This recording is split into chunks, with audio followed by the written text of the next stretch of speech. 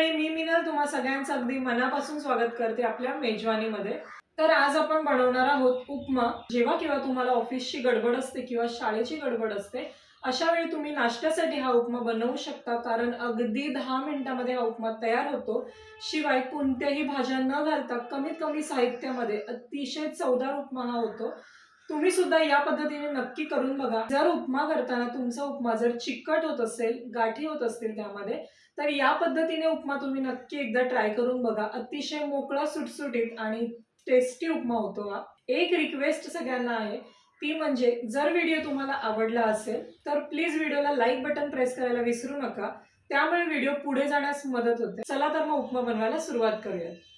तर उपमा बनवण्यासाठी मी इथे 3 ते 4 चमचे तेल घेतलेलं आहे। त्यानंतर मूठभर शेंगदाणे घालायचे आहेत। शेंगदाणे एकदा हलवून घ्यायचे आहेत। त्यानंतर आपण यामध्ये 1 चमचा मोहरी घालणार आहोत। मोहरी व्यवस्थित तडतडू द्यायची आहे, त्याबरोबर शेंगदाणे सुद्धा तळले जातात। त्यानंतर आपण कढीपत्ता घालायचा। कढीपत्ता कुरकुरीत होईपर्यंत तळून घ्यायचा। त्यानंतर इथे 4 मिरच्या मी इथे मोठ्या चिरून घेतलेल्या आहेत, म्हणजे त्या तुम्हाला सहज उपम्यामधून बाहेर काढता येतात। जर छोट्या कापल्या तर लहान मुलांच्या तोंडात जाण्याची शक्यता असते। त्यानंतर यामध्ये 1 कांदा मी बारीक चिरून घेतलेला आहे, त्यावरती मीठ घालायचं।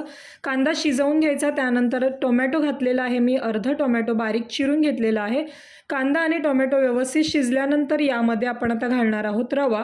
रवा सगळ्यात शेवटी घालायचा आहे। मी इथे कच्चा रवा घेतलेला आहे आणि थोडा जाड रवा घेतलेला आहे। जर तुम्ही रवा सेपरेट भाजायला घेतलात तर तो लगेच जळायला लागतो। जर भाज्यांमध्ये तुम्ही रवा भाजून घेतलात ना, तर तो बिलकुलही करपत नाही, शिवाय तो छान असा भाजलाही जातो। जर रवा व्यवस्थित भाजला नाही तर तो आपला पिठळ होतो, शिवाय तो चिकट होतो। त्यामुळे रवा व्यवस्थित भाजून घ्यायचा आहे। 2 मिनिटं याला आपण छान असं भाजून घेऊयात। रवा भाजत असतानाच एका साईडला आपण गरम पाणी करून घ्यायचं आहे। उपम्यामध्ये कधीही थंड पाणी घालायचं नाही, तर गरमच पाणी घालायचं आहे।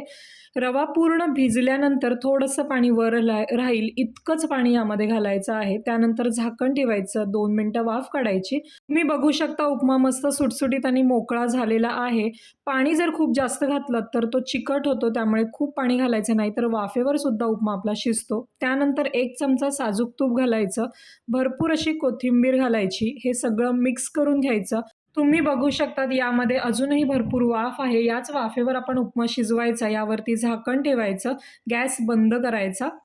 तयार झाला आहे आपला मस्त सुटसुटीत आणि मोकळा असा उपमा। गरमागरम उपमा आणि त्याबरोबर अद्रक वेलचीचा चहा, याची टेस्ट किंवा याची मजा काही वेगळीच आहे। तुम्ही सुद्धा या पद्धतीने उपमा नक्की ट्राय करून बघा। कसा होतो ते मला कमेंटमध्ये कळवा, आणि जर व्हिडिओ आवडला असेल तर प्लीज व्हिडिओला लाईक, शेअर, सबस्क्राईब नक्की करा। भेटूयात अशाच आणखी नवनवीन रेसिपींसहित पुढच्या व्हिडिओमध्ये। तोपर्यंत धन्यवाद।